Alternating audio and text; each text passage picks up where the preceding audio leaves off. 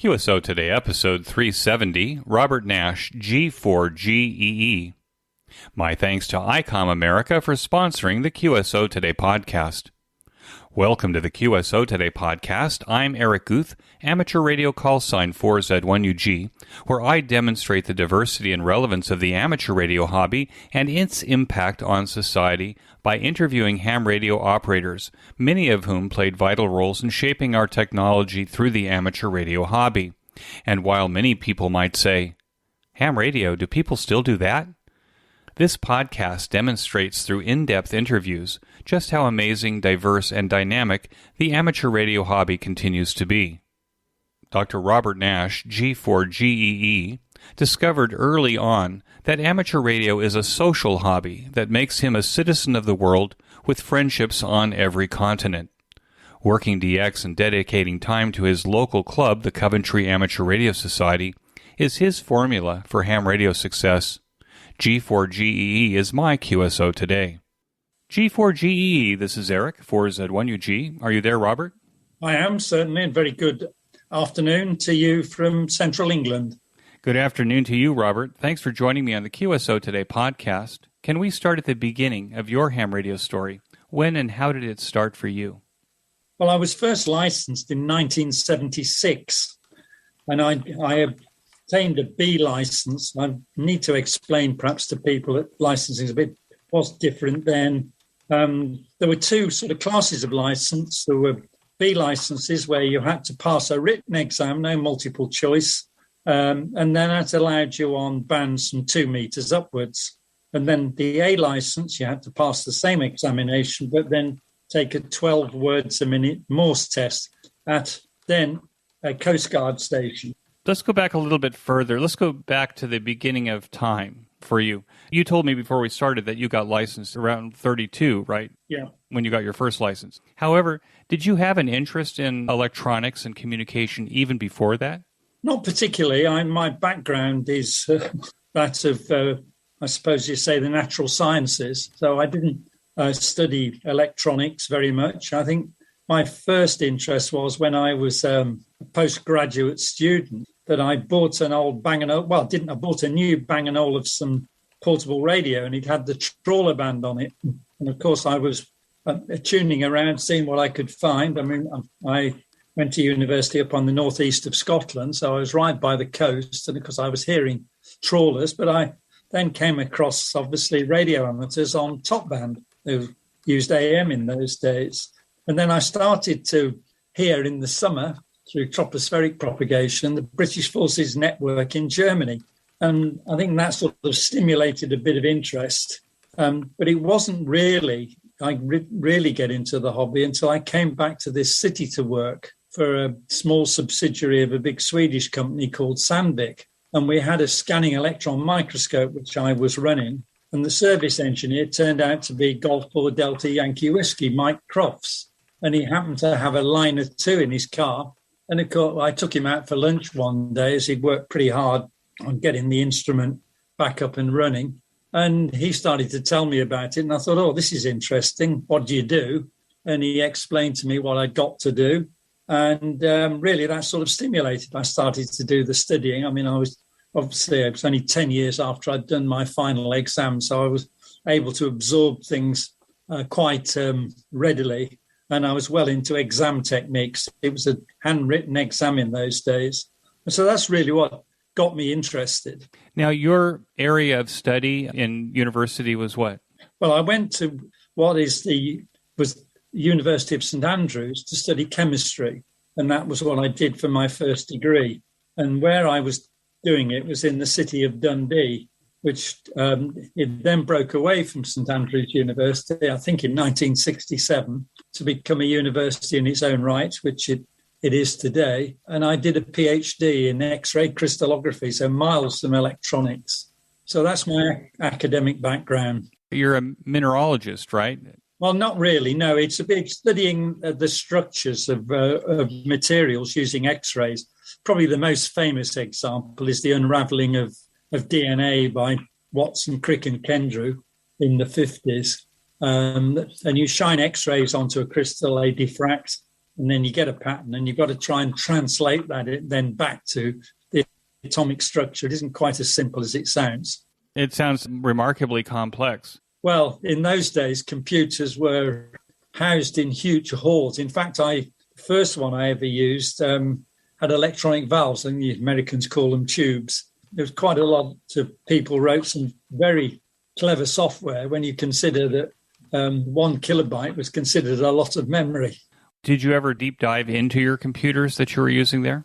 Not particularly, just learned to program, really, probably using high-level languages like Fortran, which was, and I did a bit of assembler programming.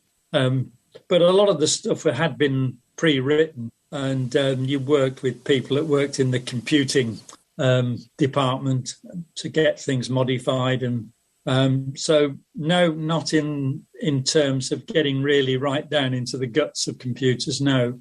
Now, as a PhD, did you stay in academia? Did you become a professor in your area and also teach and research?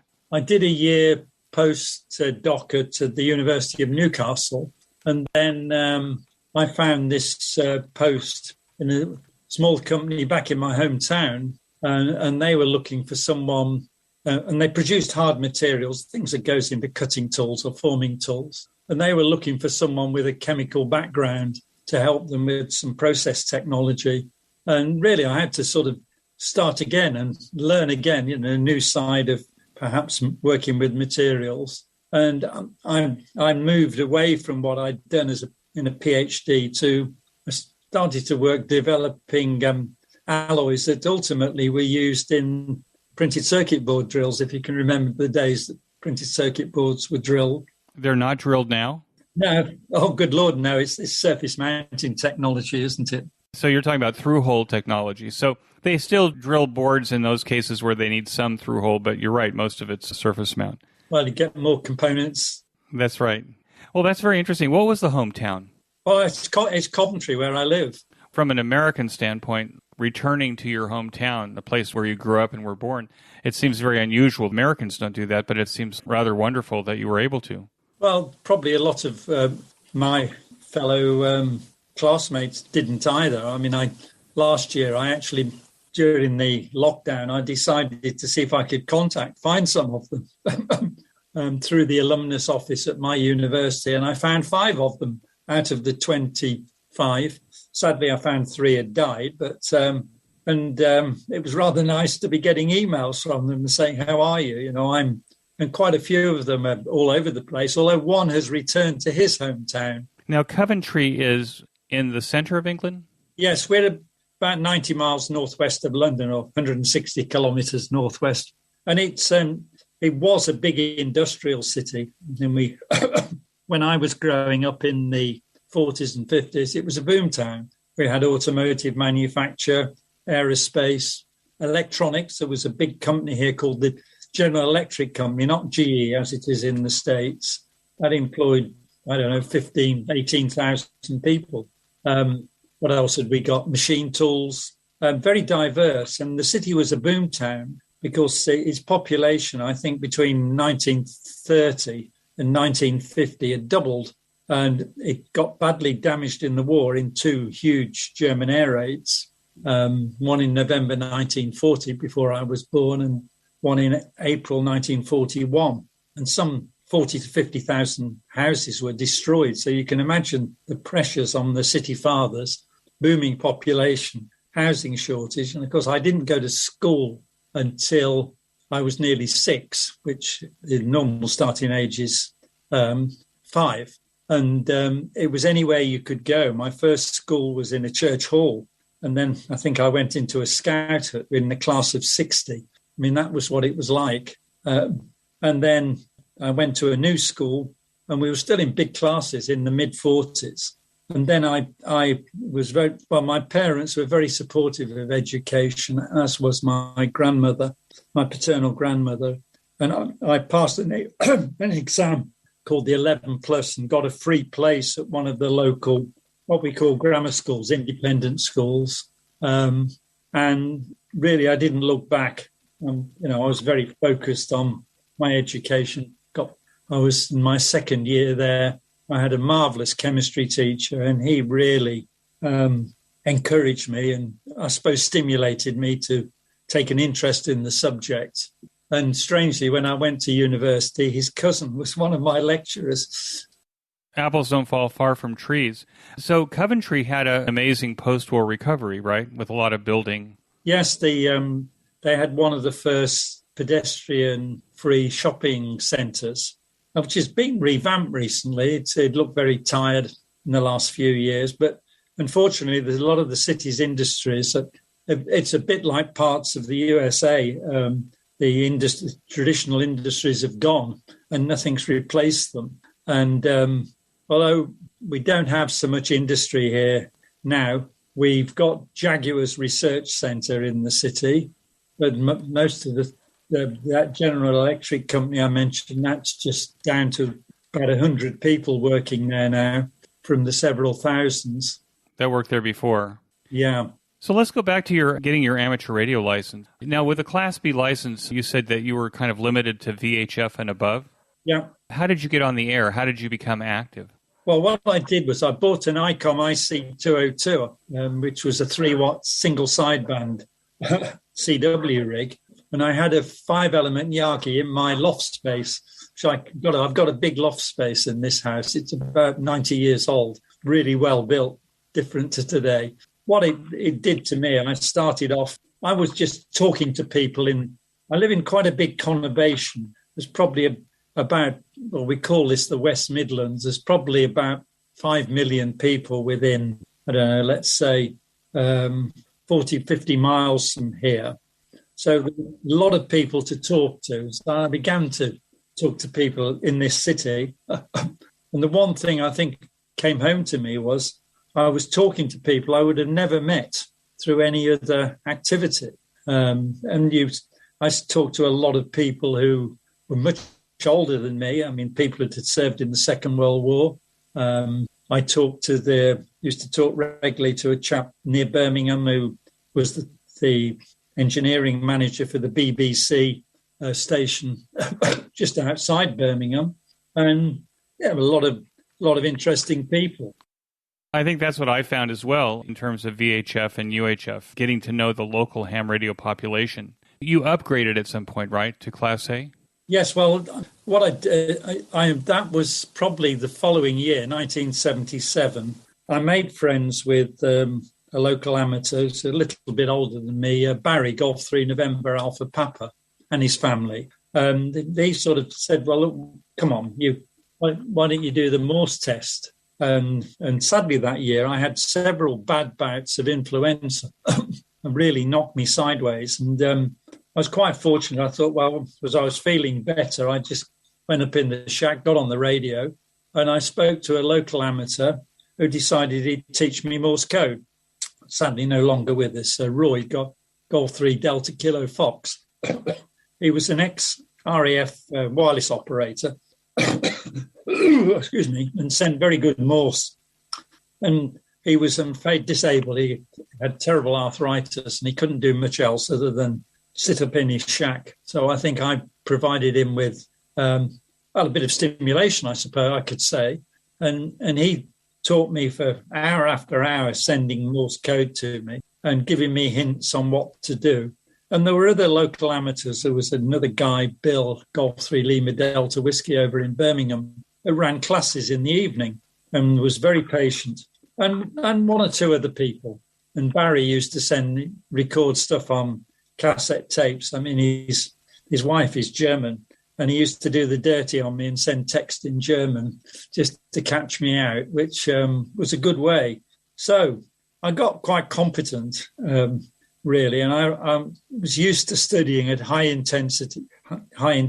So it didn't bother me that I was doing hour after hour because I wanted to pass the Morse test. In 1977, Barry and his family, I think, were looking for somewhere to go. And I said, well, I've got a load of camping equipment. Why don't we go somewhere? And eventually we went down to the southwest of England, to Cornwall, and in June. And it was during what we call Jubilee Week, the 25th anniversary of the accession of the Queen to the throne. Golly, now she's talking about the 70th next year. And I booked a Morse test at a Coast Guard station called St. Just. And I remember turning up there and the weather was absolutely awful. Typical British summer, rain and cold. And I couldn't even hold the Morse key when we got in there. I was so cold.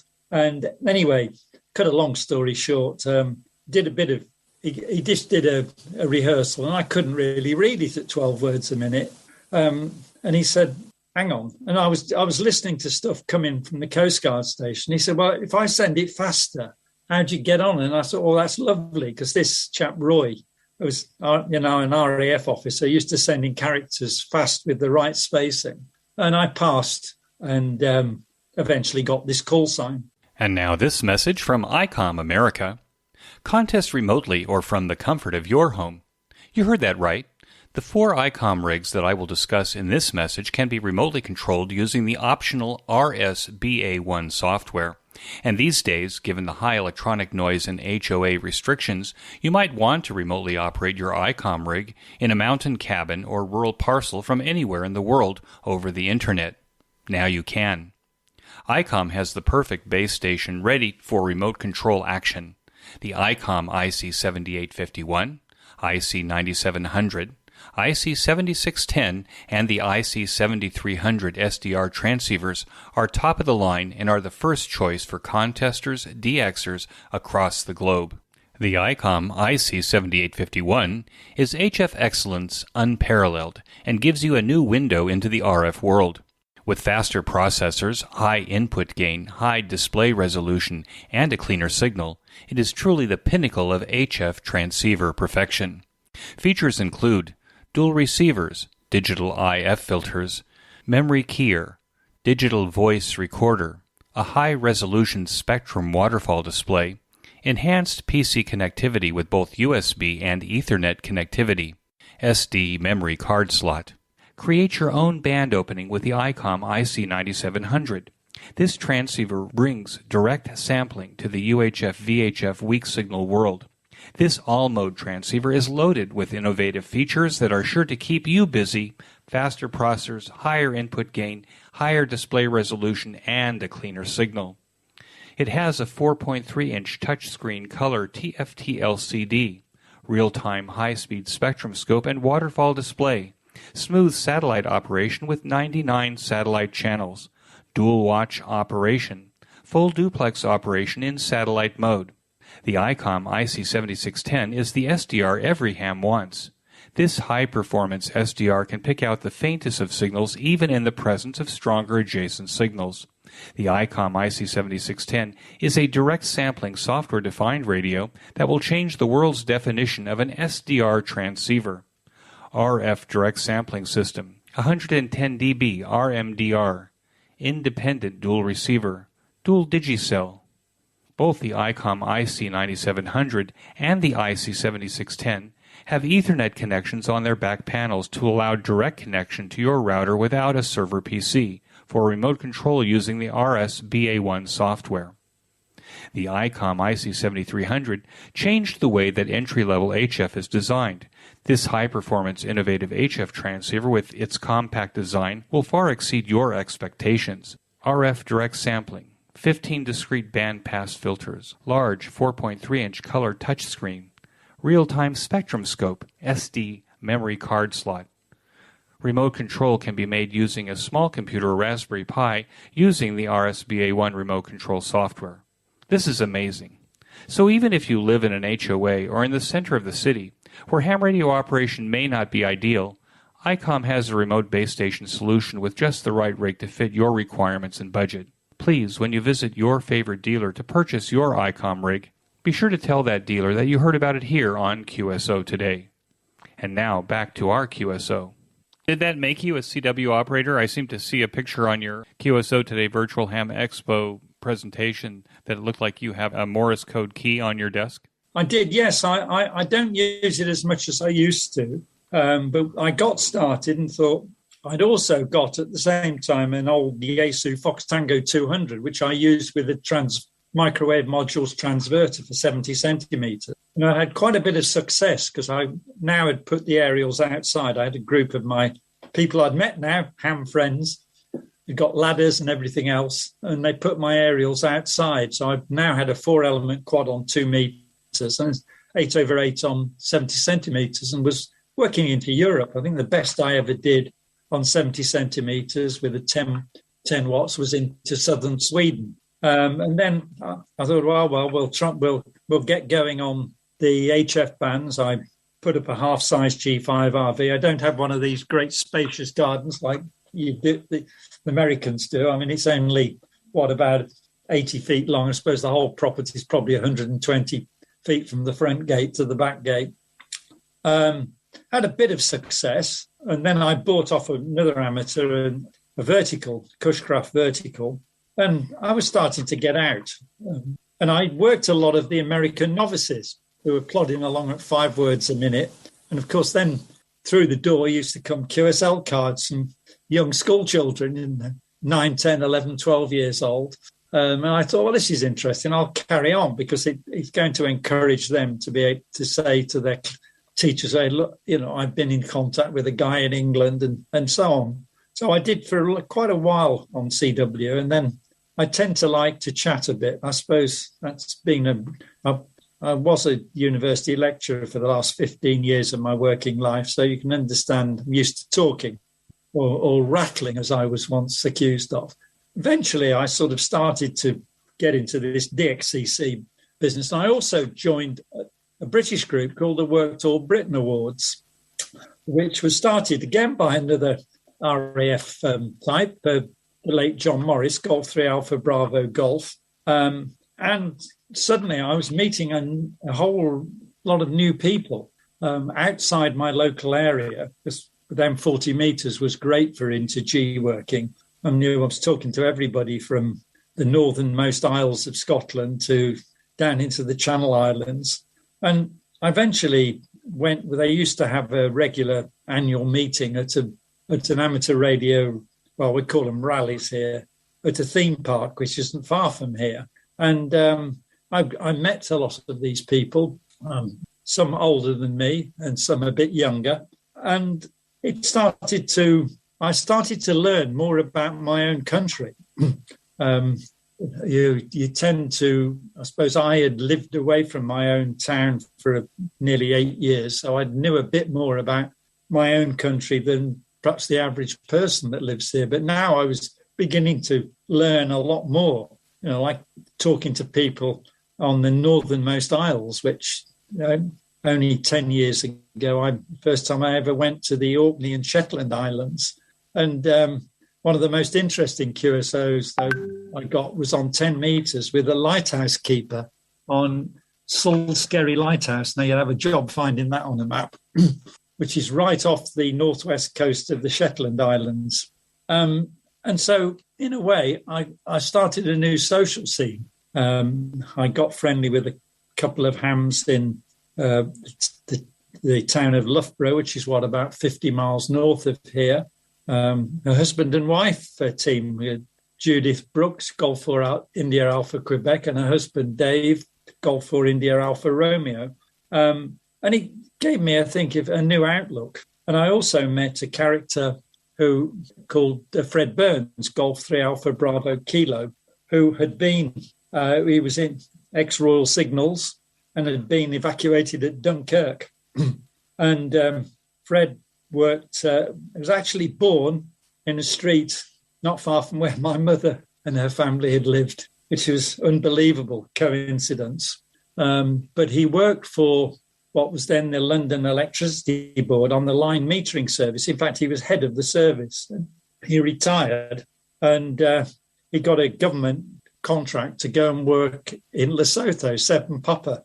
And he went out there to help them set up a line metering service, which he achieved. And he said to me, he became licensed as 7 Papa 8 Charlie Tango, and I became his QSL manager. So you can imagine the postman's getting hernias coming into bringing stuff into this QTH. I was going to ask you about that because I saw that you're listed as a QSL manager. And I don't think I've had very many QSL managers on the QSO Today podcast. So maybe this is a good time to ask, before we go any farther, what is a QSL manager and what does he do? Well, I think essentially you're a depository for their logs, and you answer people's requests for QSL cards. I see. So you're like the local provider of QSL cards outside of Africa or wherever he was at, right? Well, just for that call sign, just for Fred's call sign. I see. Because the postal service in countries like that wasn't particularly brilliant, and he'd got a job to do in the day. Well, so had I, but. So he would make a Xerox copy of his logbook, and he would send you the pages so that you could confirm that. Yeah, that's right. I see. And this was a slower process in those days then, right? He was actually making a copy and then mailing those to you. Yeah, that's right. Yeah. And as his QSL manager, then people that wanted QSL cards would write to you, and then you would reply? Yeah, that's right. I mean, we usually ask for, a little bit for the postage because it's, and yes, that's really all you do. I mean, there are a lot of people who do it today, aren't there? There are some people that do it for dozens of stations. I don't know how they find the time. That's a very nice thing to do for somebody else because obviously it's not a business, but it sounds like it's a lot of work. Potentially it's a lot of work, especially if you've got a station that you're a QSL manager for that is a prolific operator. He wasn't prolific operator, but he did do quite a lot of operating. And he did it often in spurts when he got spare time because he had quite a taxing job where he was. Anyway, he wrote to me I sent a load of logs, and he says, why don't you fancy coming out here? I'll get you a call sign. I mean, he was a bit of a fixer. He was one of those sort of, he knew a lot of people, didn't come over as someone like that. And I went out there for 3 weeks. Never been to Africa before. I was just recalling it. I remember setting off, and I lived with my parents were alive then, and my father said, I actually got on the local bus to go down to the local bus station to get a coach down to Heathrow Airport. And I remember in this great big heavy coat I had on because it was so cold that January. And we got down to the bus station. It started snowing. So I said to my dad, go home, leave me there. So I arrived in Johannesburg. I mean, in those days, South African Airways had to fly down the coast. It was a long journey in a shortened jumbo jet. And I remember getting into Johannesburg Airport, going through the immigration, and there's a guy in shorts, nice blazer, shirt and tie, looking at this bedraggled character in this enormous coat. I had to explain to him where I'd come from. And he did chuckle. And I had to wait for a connecting flight, which was rather interesting, to say the least. And I arrived in Maseru, the capital of Lesotho, very bedraggled after nearly 24 hours door to door, only to be greeted by my friend saying, go and have a shower. We're going out to a barbecue. Well, that's the last thing you want to do after 24 hours on the go. But anyway, he got me a call sign, and I was 7 Papa 8 Delta Delta. And I had quite a bit of fun while he was out working, and his wife was there as well, Audrey, lovely lady. And she had all sorts of things to be involved with. So I was left in the shack on my own. So I think I worked something like 700 stations in about 3 weeks.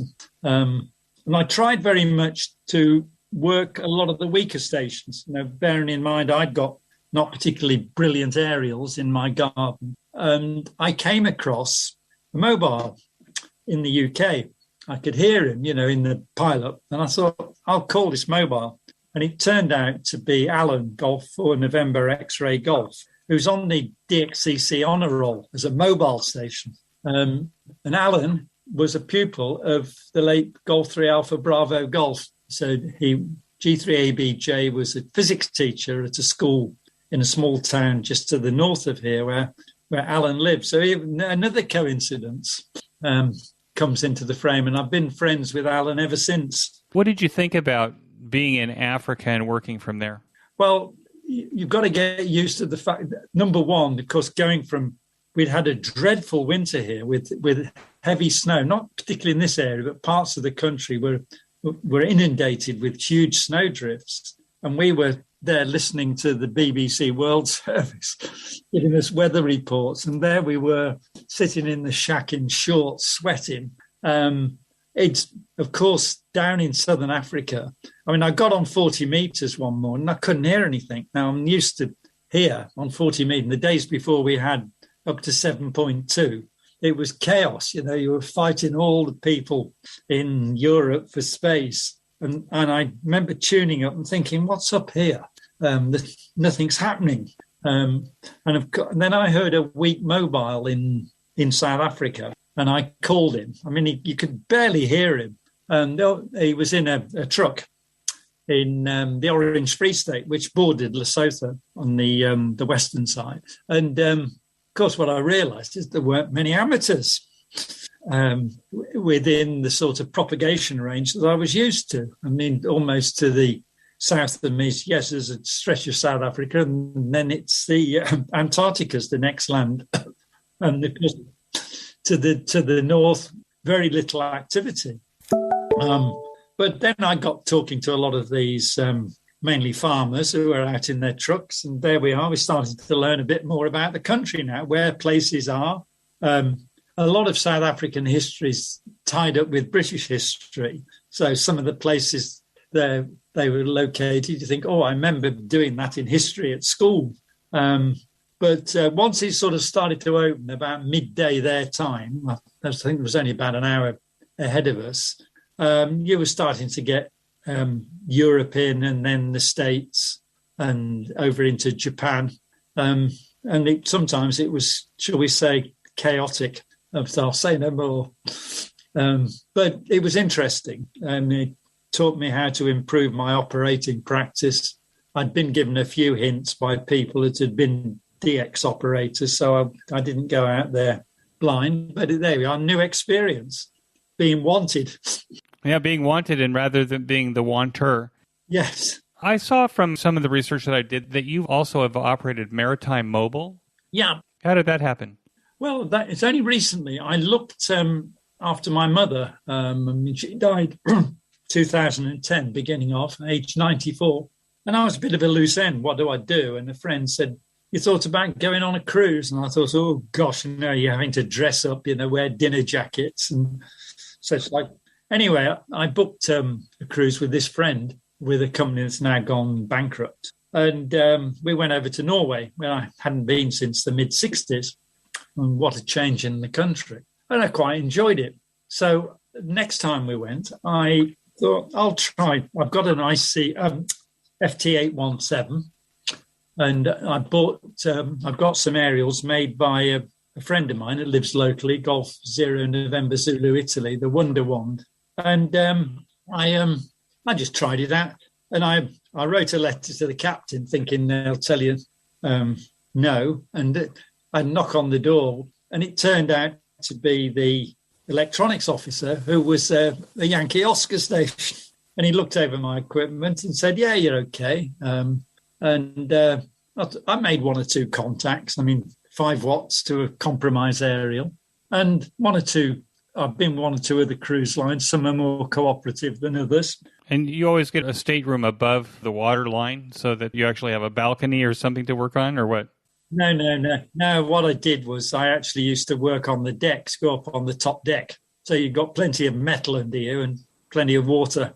And I just didn't do it. And I met a few radio amateurs. You wouldn't believe it, would you? One or two British amateurs. And I thought, well, this is quite interesting. QRP wasn't really in my, I wasn't particularly interested in it, but I just did it for a bit of fun. And then I went on a cruise on my own to the Med with a company called Saga. You've got to be over 50 to go on them. So they're all old codgers. And we were in the Mediterranean in November, and we saw that Russian fleet, that aircraft carrier. And it was one of those occasions where I think we just sailed into the Med, and can't think where we were heading for. I think we're heading for Algeria.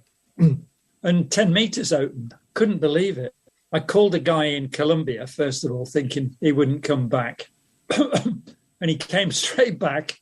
I think I worked 2 or 3 in that part of South America. And then it opened to the States. And then a chap tapped me on the shoulder. He got a scanner. And he said, "What are you doing?" I said, "Oh, I'm a radio amateur." And he said, "Oh, you made contact?" And I said, "Well, I'm talking to a guy in Worcester."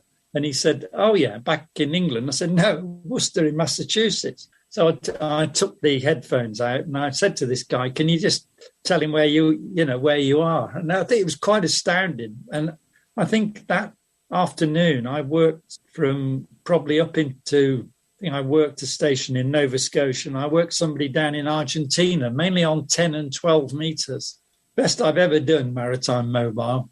Now, do you have some advice for any hams that actually want to take radios on a cruise? I mean, was there preparation in terms of contacting the cruise line before you went there, or did you just take the equipment and then go knock on the door of the bridge and ask them if it was okay? It depends on the cruise line. Some you've got to register, you've got to have a call sign that's where the ship is registered, which can be a bit complicated. I traveled a lot with a company called Fred Olsen Cruise Lines, because they go to some interesting places. I've been some, but they're based in the Bahamas, so you've got to get a Bahamas license. Now imagine that G4GEE stroke C6A Maritime Mobile. They have a job getting that over, and they're a lot more fussy than, say, Saga Cruise Lines, who I just wrote to the captain. I had a pre-printed letter, with a copy of my license, just to prove. So when you're at sea on a ship, that ship where it's registered is the license that you need to get. So if the cruise line is registered Bahamas, then you have to get a license from the Bahamas to operate on the ship? Yeah. So probably pick one that's registered in your own country. That's the best way. I don't always take the equipment with me. So usually if I go on my own, I take it. So yeah, I've had some interesting contacts. I think, of course, I think the maritime mobile bit that gels if you're putting a call out. So I think really you've got to do a bit of preparation. That sounds like a good idea. I think it would be a lot of fun to actually operate from the top deck of a big cruise liner. Well, yeah. I mean, I only go with the smaller ones, not the ones that are floating. 4,000 people. Oh no, thank you. With the circus ring on the top. Yes, that's right, and about 6 decks of shops. No. I've tended to go with the companies I've gone with because they go to interesting places, and the smaller ships will get into the smaller harbours, which is. I've been to the Caribbean twice with Fred Olsen. I'm not operated, of course, too complicated getting licenses for all those Caribbean countries. But I found that they will go and will take on the weather much more than a big what I call floating supermarket. Well, you'll feel the weather in a smaller ship. Well, yes, but I'm one of those lucky people that. I went with my friend to see the eclipse of the sun in 2015 off the Faroe Islands, and it was March, so it's not the best time to be heading to Norway. And I was woken up in the night by banging and crashing. I thought, "Oh, what's happened? Has someone been on the jungle juice?" And but it turned out it was a force 12 gale going over the North Sea, but I didn't bother me at all. I want to take a minute to tell you about my favorite podcast, the Ham Radio Workbench podcast, with George, KJ6VU, and now joined by Rod, VA3ON, Mike, VA3MW, Mark, N6MTS, and Vince, VE6LK.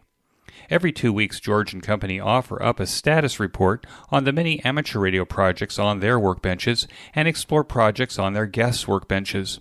This group is project active and prolific, covering many technical areas of amateur radio. So the next time you want a deep dive into ham radio electronic project building, or to learn about technology, tools, test equipment, construction techniques, and the rest, listen to the Ham Radio Workbench podcast, available on every podcast player and channel. Use the link in this week's show notes page to get to the Ham Radio Workbench podcast directly. And now back to my QSO. Let's go back to Coventry for a little bit. It sounds to me like, from some of the research I've done, that you've actually been involved with your amateur radio club there for years and years, even taking leadership positions. Yeah, I've been a member for about 25 years. Can you talk about the club? What's the name of the club and a little bit more about it?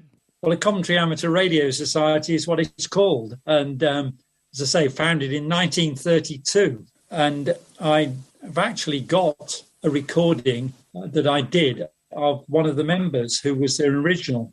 And this gentleman, the late Arthur Noakes, Golf 3 Foxtrot Tango Kilo, was a secret listener in the Second World War. And you wouldn't believe this, 6 weeks before he died, I actually sat him down and we meet in a church hall that's not far from my QTH. And I'd got a little tape recorder with me, digital tape recorder. And I said, Arthur, we all want to know what you did in the war, because people like him just shut up, clammed up. And for some reason, he spilt the beans. And I found out what he did as a secret listener. They were required to listen on certain frequencies for clandestine activity in Northern Europe. First of all, their job was to look for spies in the UK, but there weren't any. And it was rather interesting. And I remember the last thing that he said to me. I said, well, what happened then? He said, well, we were kept on until the Japanese surrendered. And then he said, I had to hand my equipment in and I got on with married life, as if, bang, that was the end of it. And a friend of mine contacted one of the local TV companies, and we actually did a piece about him on the local news. And we actually presented his radio, which he eventually bought off the government, to the local museum as part of their display connected with the wartime Coventry. And it was very ironic. After they'd done the interview, his brother was still alive and he was 90 odd. And the TV reporter got him to talk. He didn't want to. And anyway, Arthur's two sons said to me afterwards over a coffee, he said, you found out more about what our dad did in the war than we know. Let me ask you about the English secret listener. Were they working in government listening posts, or were they listening from home with equipment provided by the government? They were listening from home. And because they'd recruited a lot of radio amateurs, and Arthur was not called up because he worked in a profession where he was a tool maker. He was working in a factory making military vehicles, so that he was needed. And reserved occupation, it was called.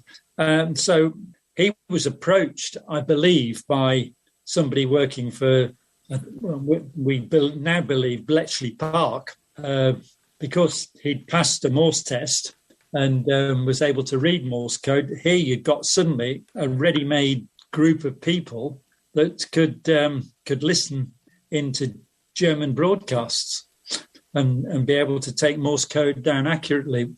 He never quite knew what he was doing, but he had to post all these logs to this postal address near London. And we presume they all ended up at Bletchley Park. And there were about 1,500 of these people all over the UK, not just England, but the UK.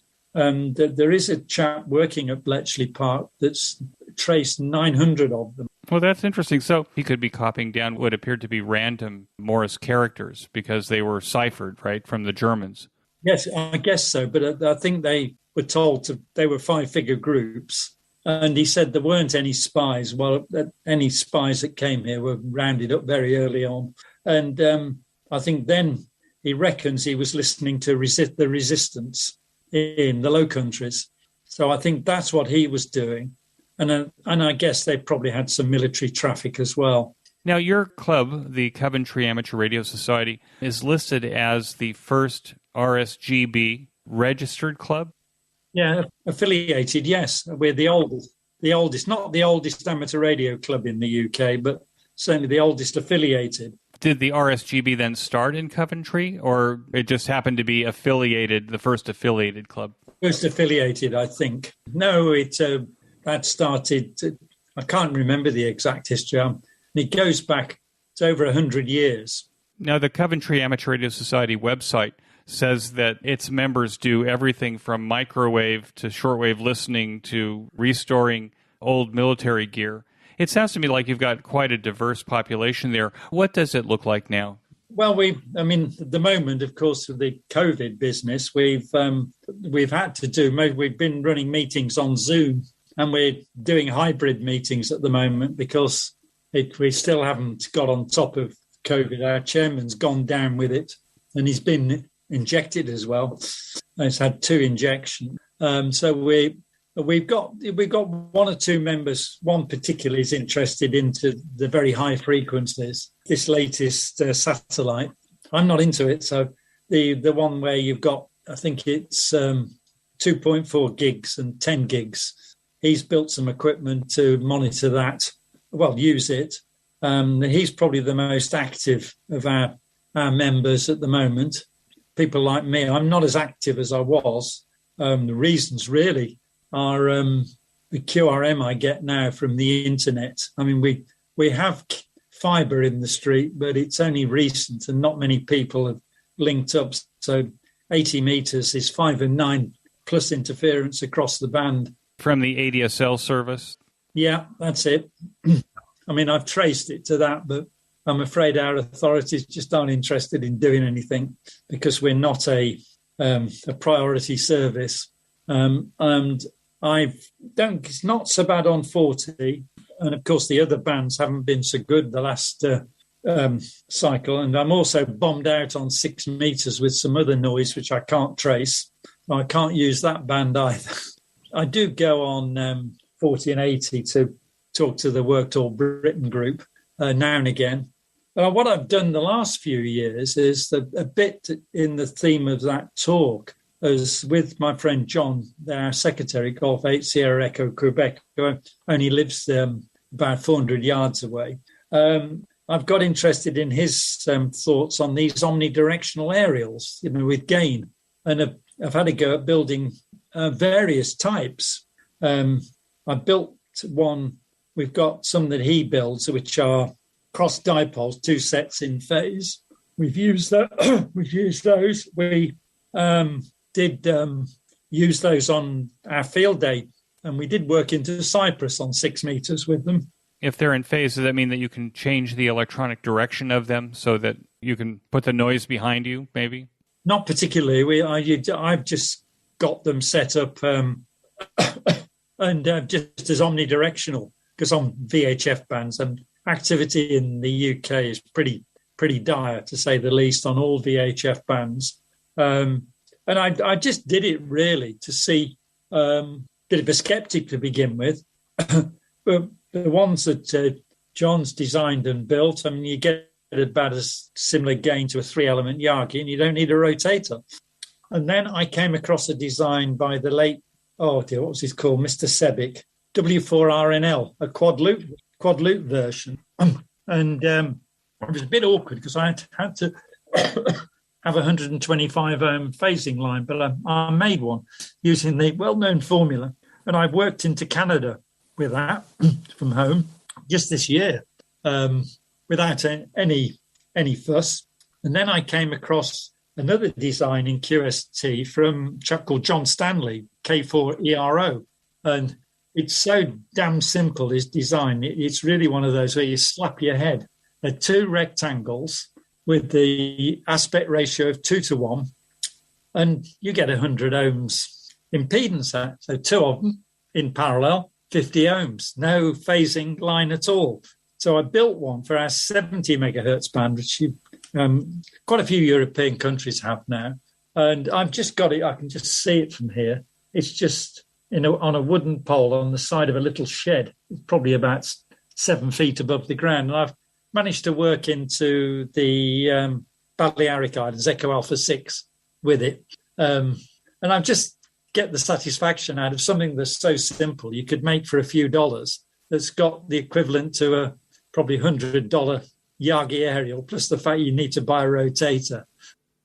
Robert, what's the current rig? I've got 2 rigs at the moment. I've got an old ICOM IC706 Mark I, which has been around the world with me, been to Victor Kilo twice. And I've got an ICOM IC7300, which has got this an SDR. And I bought that just to see really if there was any difference. And I frankly can't tell the difference between that and a traditional rig. And that's got our 70 meg band on it, which a lot of rigs don't, but that wasn't the reason I bought it. And I'm quite happy with that. For the money, it's quite a rig, especially with the Spectrum display. I actually have one as well. It's on all the time. I'm always listening to 20 meters. That's a great thing, isn't it? You can see what's on. I can see it before I hear it, and that's kind of cool. I mean, I haven't used it to the extent the old 706 has been used. That's had quite a bashing over the years. I've tended to buy Icon rigs. In fact, I was very flush back in the late 70s. I bought an Icon IC701, one of the very early solid-state rigs.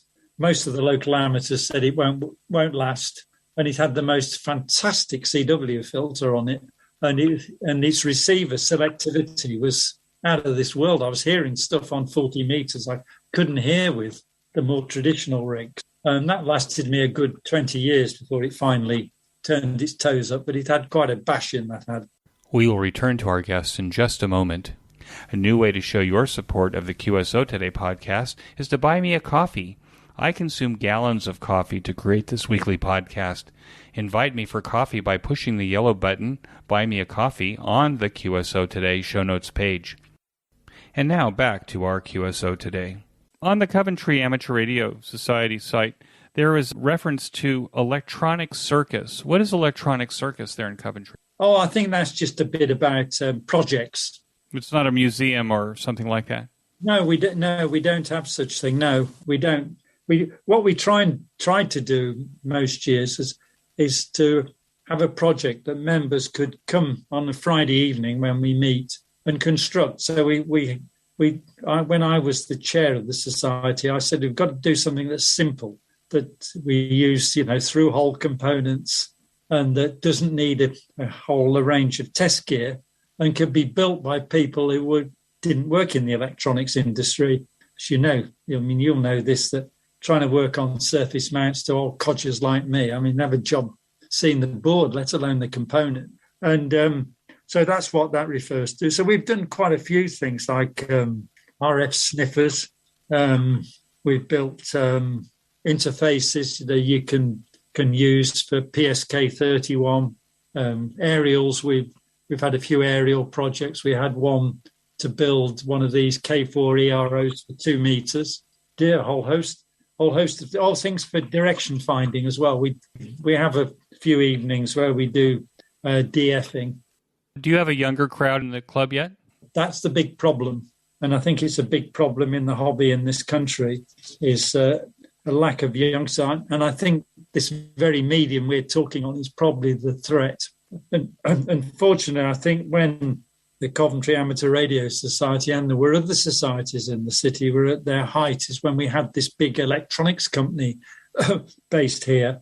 And of course, you've got a lot of people that worked in electronics, and amateur radio was something that they could come to without really. It was just a hobby that was similar to the sort of work they were doing. And also, we have in the city 2 universities, and neither of them no longer have amateur radio clubs, although the one university, the University of Warwick, which is one of our most prestigious universities, does have a professor who's a radio amateur.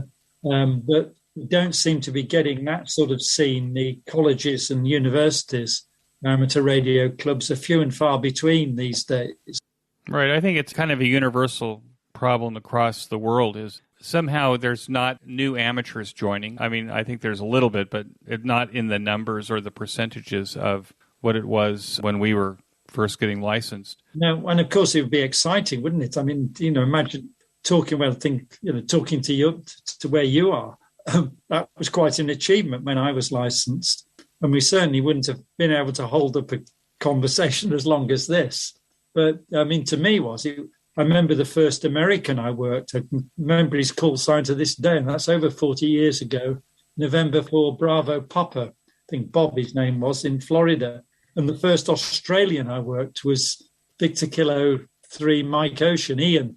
I actually met him at Dayton in 1990.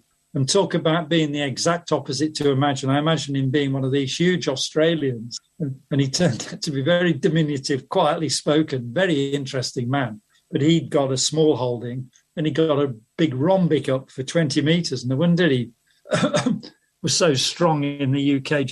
And I remember shouting down to my mother, "Come on up, I'm talking to Australia." And she just stood there. My mother was born in 1915, so you can imagine are just standing there talking to Australia. It's amazing. So you would say that the greatest challenge facing amateur radio now is the lack of new blood? I think so, yes. I've no idea what it's like in other countries. I can only talk from my own. But I don't think it's just amateur radio. I've got lots of other interests, which I won't talk about. But we have very similar problems with attracting younger people. I'm not on about teenagers. I mean younger, people half my age, people in their 30s. Do you think that people are, because I get this sense, or maybe it's just, the nature of where I live, but it seems to me that like people work all the time. There's like the day never ends for them, and so therefore they don't have time for hobby pursuits, collecting stamps or whatever. I think that's a salient point.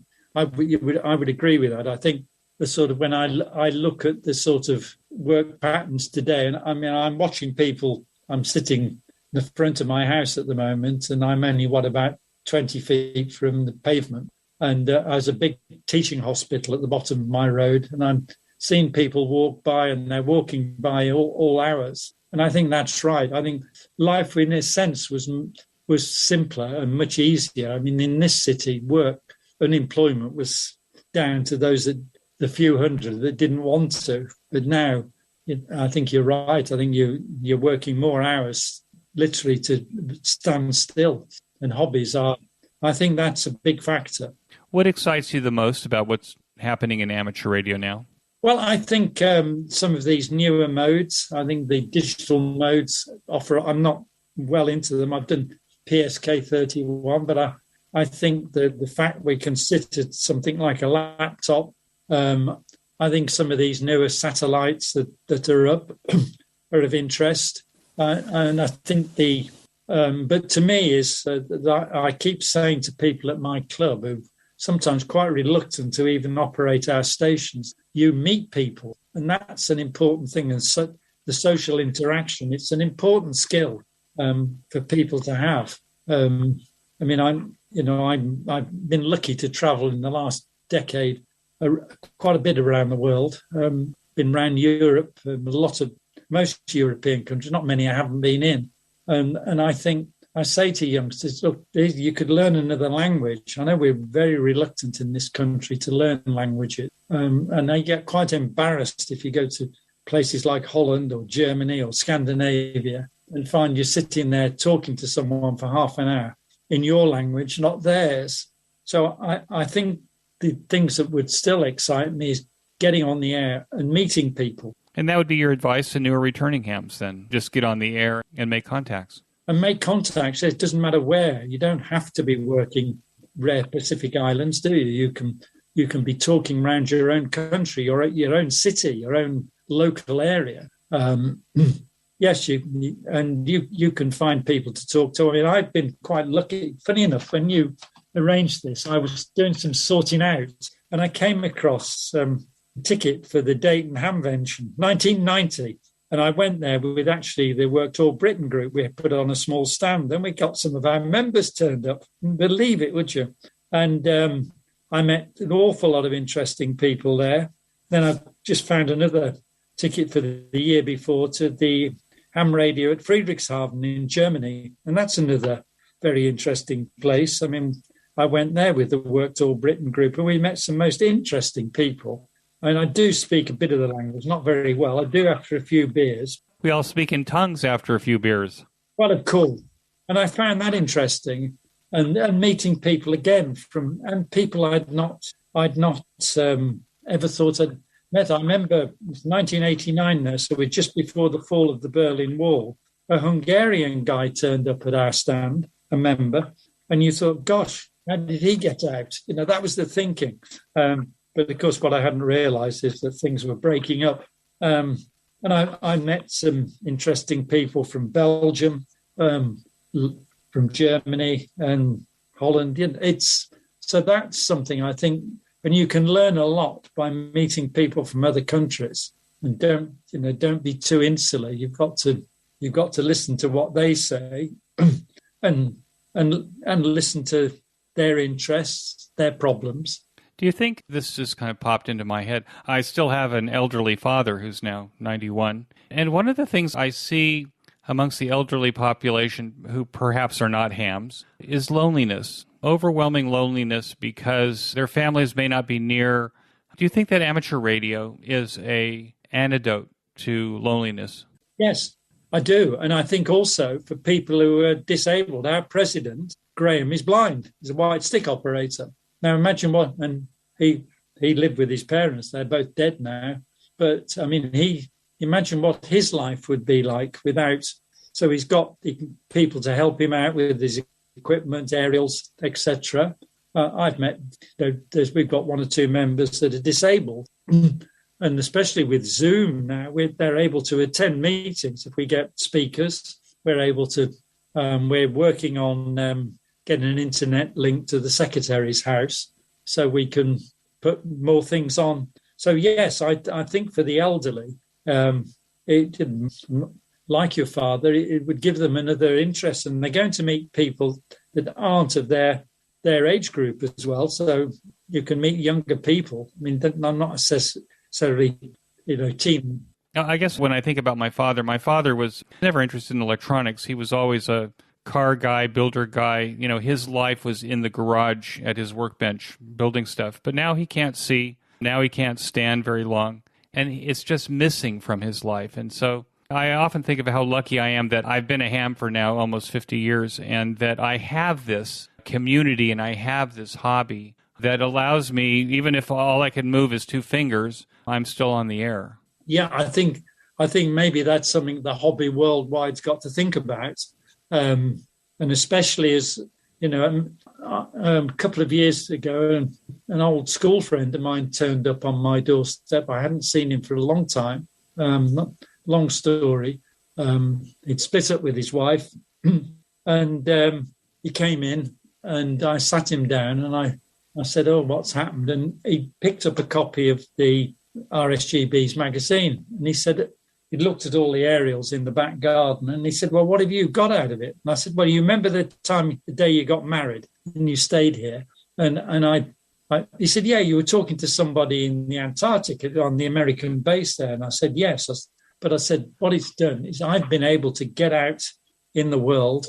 Luckily, I've got the money to do it. But I said, I've met people that I never would have come across. And you come across people of similar interests to you. I think if you like your father, I bet there's lots of old guys of his ilk that have tinkered with cars. Golly, that used to be the big hobby around here in the 50s and 60s, revving up motorbikes and tinkering with cars. So I think maybe the hobby has to. So I said to my friend, and I took him upstairs to my shack. I said, look, look at all these cards. These are people I've talked to around the world.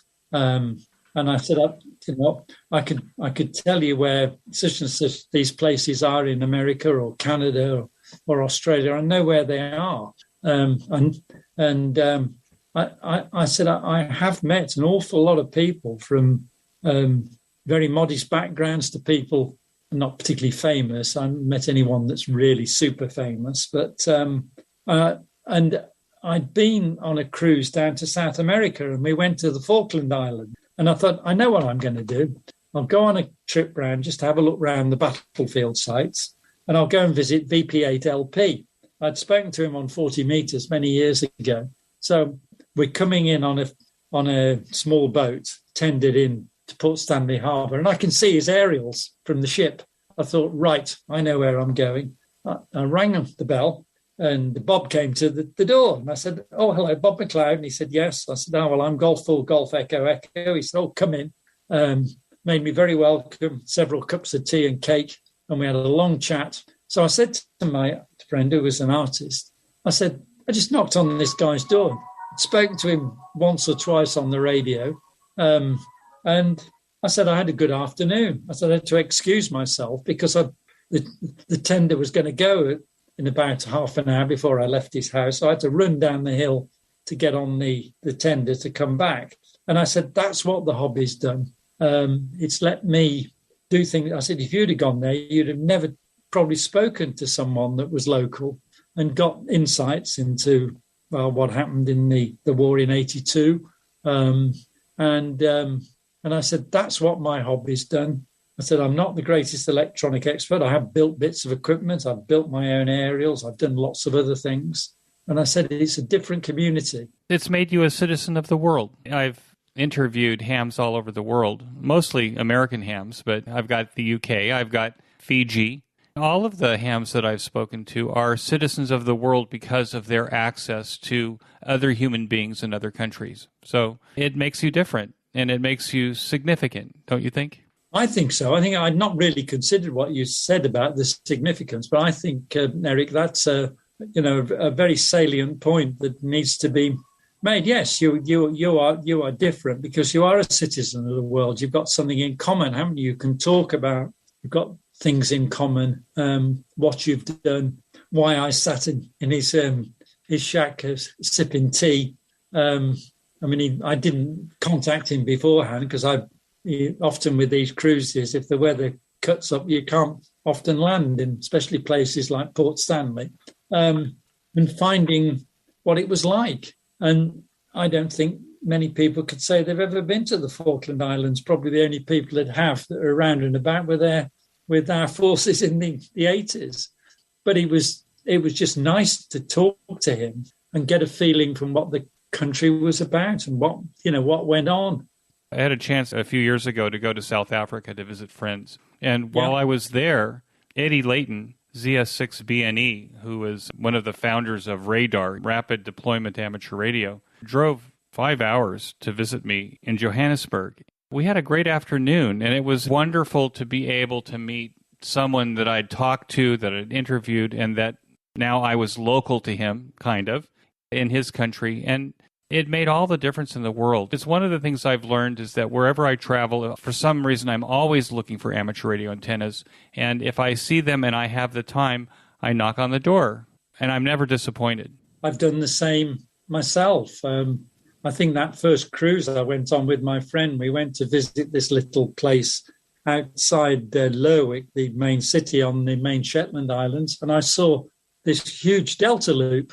And I did exactly that. I banged on the door and I said, excuse me, I'm Bob Golf 4 Golf Echo Echo. And he turned out, what was it, Golf Mike Zero Echo Mike X-ray.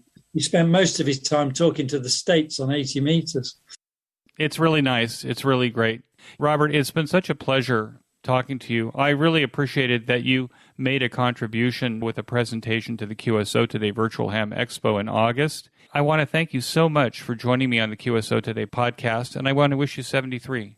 Thank you very much, Eric. It's a pleasure meeting you. It's nice to see the face, and 73 to you, and I hope people that listen to this have found me interesting. I'm sure they will, Bob. 73. That concludes this episode of QSO Today. I hope that you enjoyed this QSO with Robert. Please be sure to check out the show notes that include links and information about the topics that we discussed. Go to www.qsotoday.com and put in Gulf 4, Gulf Echo Echo in the search box at the top of the page.